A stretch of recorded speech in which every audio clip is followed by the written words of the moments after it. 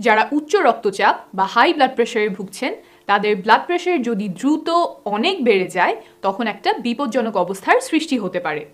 তাই আমি এই ভিডিওতে আলোচনা করব কি কি ভুলের কারণে প্রেশার অনেক বেড়ে যেতে পারে, আর বেড়ে যদি যাই তবে কি করবেন। শুরু করছি কারণগুলো ভালোভাবে বুঝিয়ে বলে। সবচেয়ে কমন কারণ হলো হাই ব্লাড প্রেশার চিকিৎসা না হওয়া বা অপর্যাপ্ত চিকিৎসা হওয়া।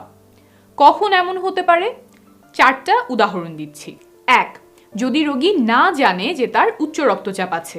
এটাও কি সম্ভব? যার রোগ সে আবার জানে না কিভাবে? শুধু যে সম্ভব তাই না, বরং গবেষণায় দেখা গেছে উচ্চ রক্তচাপের অর্ধেক রোগীই জানেন না যে তারা এই রোগে ভুগছেন। কারণ এই রোগে সাধারণত কোনো লক্ষণ দেখা যায় না। একমাত্র ব্লাড প্রেশার মাপলেই বোঝা যায় কার উচ্চ রক্তচাপ আছে। গত 1 বছরে যারা রক্তচাপ মাপেননি তারা তো জানবেন না তাদের এই রোগ আছে কি না। না জানলে চিকিৎসাও হবে না, জীবনযাপনে কোনো পরিবর্তনও আসবে না। তখন রক্তচাপ অনেক বেড়ে যাওয়ার ঝুঁকি থাকে। 2. ব্লাড প্রেশারের ওষুধ খাওয়া বন্ধ করে দেওয়া।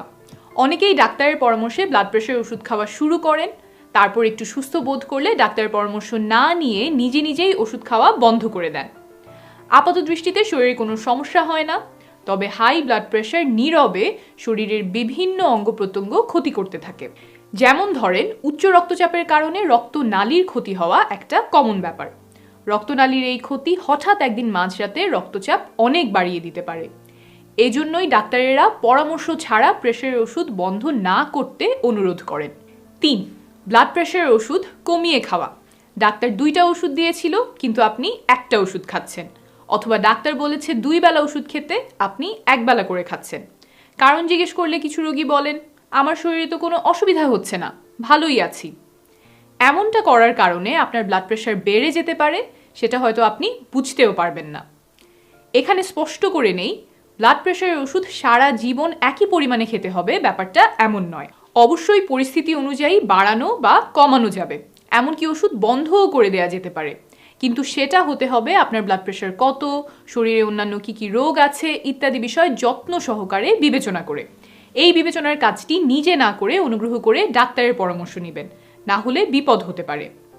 অনেকে আরেকটা যুক্তিসঙ্গত প্রশ্ন তোলেন যে ব্লাড প্রেশার ওষুধের কি সাইড এফেক্ট নেই? উত্তর হলো, সাইড এফেক্ট আছে, তবে ওষুধ না খেলে শরীরের যে ক্ষতি হবে সে তুলনায় ওষুধের সাইড এফেক্ট অনেক কম, তাই এই ওষুধ খেতে পরামর্শ দেয়া হয়। 4. ওষুধ খেতে ভুলে যাওয়া। প্রেশারের ওষুধ সাধারণত প্রতিদিন খেতে হয়, কিন্তু হাই ব্লাড প্রেশার হলে রোগী যেহেতু সাধারণত কোনো ব্যথা বা অস্বস্তিতে থাকেন না, তাই অনেক রোগী ওষুধ খেতে ভুলে যান। একটা উদাহরণ দিচ্ছি, আমাদের শরীরে যদি জ্বর বা প্রচণ্ড মাথা ব্যথা হয় তাহলে সেই জ্বর বা ব্যথা আমাদেরকে মনে করিয়ে দেয় যে ওষুধ খেতে হবে। কিন্তু উচ্চ রক্তচাপে তো এমন কোনো লক্ষণ সাধারণত থাকে না, তাই রোগী অনেক সময় ওষুধ খেতে ভুলে যান। নিয়মিত ওষুধ খাওয়ার কথা মনে করিয়ে দিতে আমরা সহায় থেকে একটা মোবাইল অ্যাপ্লিকেশন বানানোর কাজ করছি, সেটা হয়ে গেলে আশা করি এই ভুলটা অন্তত কমানো যাবে।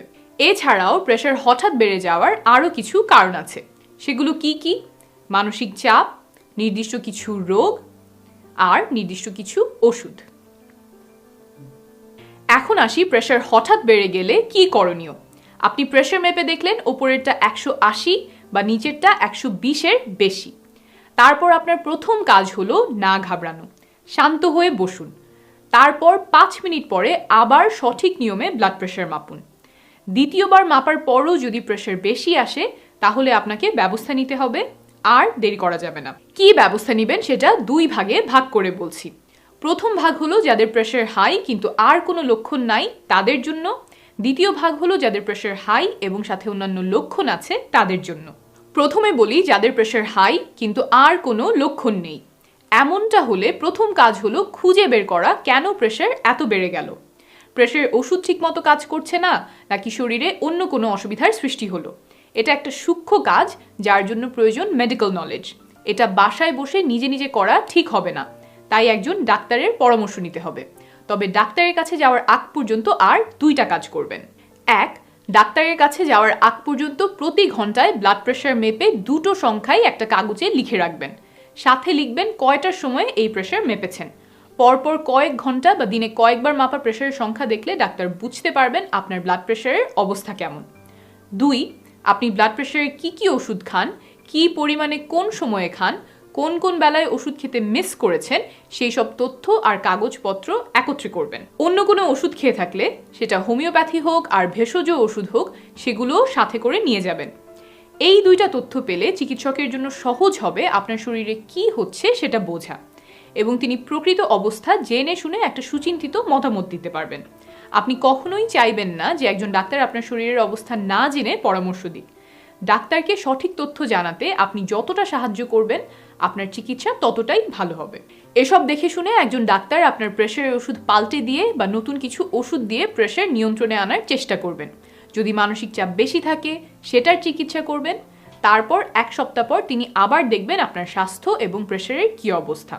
লক্ষ্য হলো ব্লাড প্রেশার 130/80 এর নিচে আনা। লক্ষ্যে না পৌঁছানো পর্যন্ত তিনি অন্তত মাসে একবার আপনাকে দেখবেন, এবং লক্ষ্যে পৌঁছে গেলে 3 থেকে 6 মাসে একবার। এক্ষেত্রে আপনি প্রশ্ন করতেই পারেন যে আমি তো ভালোই আছি, তাহলে এত কিছু করার দরকার কি? এটা একটা ভালো প্রশ্ন, তবে ওই যে শুরুতে বললাম, মারাত্মক বিপদ এখনো